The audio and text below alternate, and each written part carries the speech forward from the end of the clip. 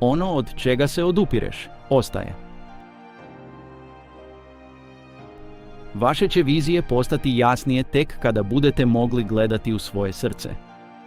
Tko gleda izvan sebe, sanja. Tko gleda unutar sebe, budi se.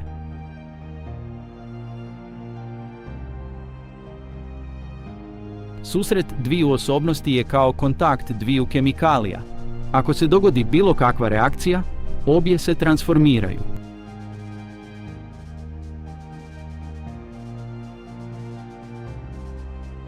Sve što nas iritira kod drugih može nas dovesti do razumijevanja nas samih. Nisam ono što mi se dogodilo, ja sam ono što odlučujem postati. Jedina stvar koju možemo promijeniti u životu jest promjena sebe. Sjenka predstavlja sve one dijelove naše osobnosti koje nismo voljni prihvatiti.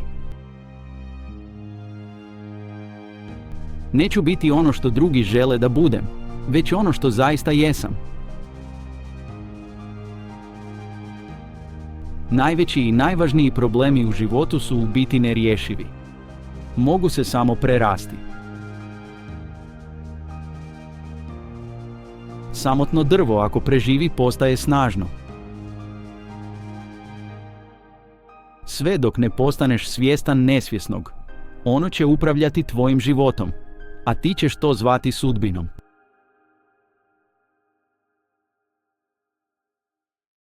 Kada se povežete sa svojim unutarnjim djetetom, otkrit ćete pravu mudrost.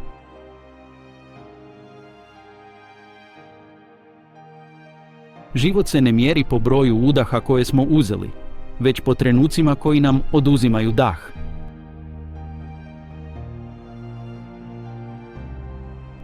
Ne možemo ništa promijeniti dok to ne prihvatimo.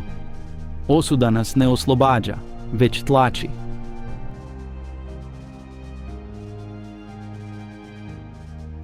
Čovjek mora spoznati svoju tamu kako bi se mogao suočiti sa svjetlom.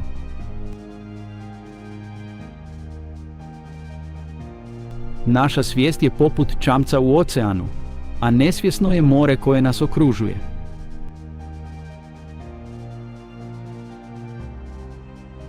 Osoba koja ne prolazi kroz krize zapravo ne živi.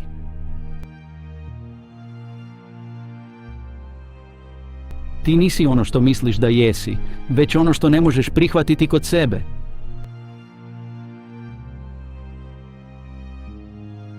Ljudi će učiniti sve, bez obzira na to koliko je to apsurdno, kako bi izbjegli suočiti se sa svojom dušom.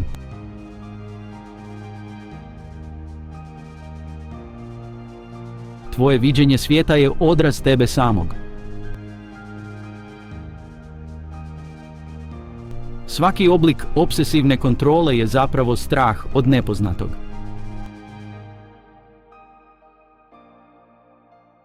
Onaj tko ne spoznaje sebe, neće nikada pronaći sreću izvan sebe.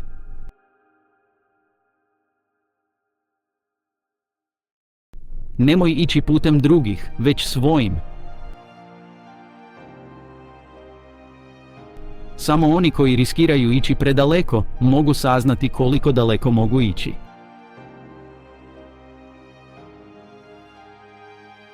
Osoba koja ne zna kako osjetiti tugu, nikada neće znati kako osjetiti pravu sreću.